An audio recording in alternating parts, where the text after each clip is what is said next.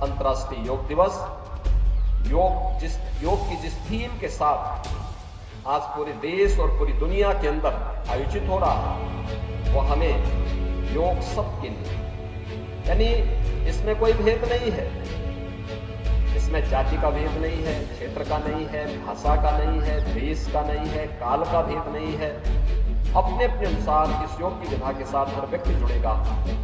इसलिए आज हम सब इस अवसर पर यहाँ पर उपस्थित हुए हैं। आदरणीय प्रधानमंत्री जी ने सामूहिक योगाभ्यास के साथ जुड़ करके हम सबको इसके लिए जोड़ने का कार्य किया। और मेरा भी आप सभी से, देशवासियों से ही अपील होगी कि नियमित अभ्यास का हिस्सा इसको बनाएं, नियमित अभ्यास का हिस्सा बनाएं। देखिए कि कैसे यह परिवर्तनकारी होगा। आप चमत्कार की उम्मीद तत्काल मत करिए, लेकिन आप इसके नियमित अभ्यास के हिस्से बनते हैं। एक समय आपको स्वयं एहसास होगा कि जो भी समय आपने योग के लिए समर्पित किया था, वो आपके स्वस्थ और दीर्घ जीवन के लिए, आपके शारीरिक और मानसिक स्वास्थ्य के लिए अति उत्तम समय रहा है। और उसमें हम लोग नियमित दिनचर्या से इस कार्यक्रम को आगे बढ़ाएंगे तो इसका हमें भरपूर लाभ प्राप्त होगा। योग हम सब जानते हैं, हर भारतवासी जानता है कि योग एक संपूर्ण विधा है जो हमें शारीरिक और मानसिक रूप से एकजुट करता है। और आप देखें भारत की ऋषि परंपरा को, कितना उन लोगों के पास एक दूरदृष्टिता थी, किस रूप में उन्होंने समाज को जोड़ा। धर्म को योग के साथ जोड़ने का एक अभिनव प्रयास किस रूप में हुआ। जब हम धर्म की बात करते हैं तो धर्म के दो हेतु हम सबके सामने देखने को मिलते हैं। एक है इस लोक में सांसारिक उत्कर्ष यानी विकास के लिए, खुशी के लिए, खुशहाली के लिए, ईज ऑफ लिविंग के लिए कार्य करना है।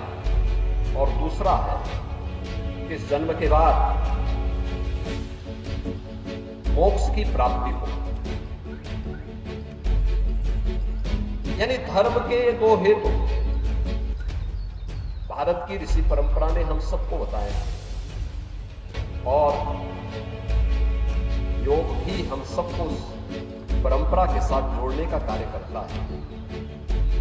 याद रखिए, भारतीय मनीषा इसी बात को कहती है कि शरीर माध्यम खलु धर्म साधनम। तभी पूर्ण हो सकते हैं जब ये शरीर आपका स्वस्थ हो, ये काया आपकी स्वस्थ हो। काया स्वस्थ है तो मन स्वयं ही स्वस्थ हो जाएगा। तो इस उन सभी साधनों को पूरा करने का माध्यम हमारे लिए सबसे अच्छा क्या है? योग है। हर उम्र के व्यक्ति के लिए अलग अलग प्रकार के योग की विधाएं, तो बालक हो, युवा हो, अधेड़ हो, बुजुर्ग हो, उन सब के लिए योग की उतनी क्रियाएं हैं, उतनी विधाएं हैं। वह उसका अभ्यास करके अपने को शारीरिक और मानसिक रूप से स्वस्थ रख सकता है। और समाज या व्यक्ति या समाज और राष्ट्र अगर स्वस्थ है तो वह समुन्नत और सशक्त अपने आप ही हो सकता है। इसमें कोई संदेह नहीं। ये हम सबका सौभाग्य है कि योग दिवस के अवसर पर हम अपनी विरासत का स्मरण करते हुए भारत की ऋषि परंपरा के प्रति श्रद्धान्वित होने का एक अवसर हम सब भारतवासियों को प्राप्त होता है।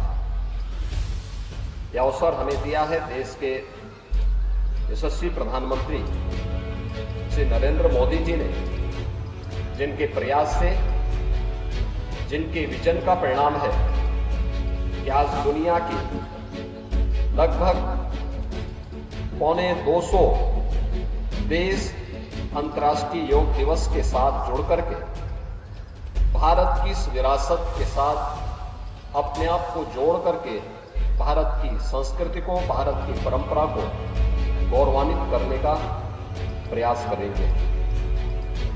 अपनी परंपरा के प्रति, अपने पूर्वजों के प्रति और अपने विरासत के प्रति इससे बड़ा सम्मान दूसरा नहीं हो सकता कि जो भी उन्होंने हमें दिया है, जो मानवता के अनुकूल है, देश, समाज, काल, परिस्थितियों से बाधित होकर के संपूर्ण मानवता के मार्ग को प्रशस्त, कल्याण के मार्ग को प्रशस्त करता है, उस कार्य के साथ अगर हम जुड़ते हैं और संपूर्ण मानवता को जोड़ते हैं तो यह अपने पूर्वजों के प्रति और अपनी विरासत के प्रति हमारी सच्ची श्रद्धा कही जाती है। और अंतर्राष्ट्रीय योग दिवस भारत की इसी परंपरा के प्रति इसी श्रद्धा को व्यक्त करने का हम सबके लिए एक माध्यम बना है। आज स्वयं आदरणीय प्रधानमंत्री जी भारत के मुकुट कश्मीर में श्रीनगर के डल झील पर हजारों योग साधकों के साथ योग के इस कार्यक्रम में उपस्थित हैं।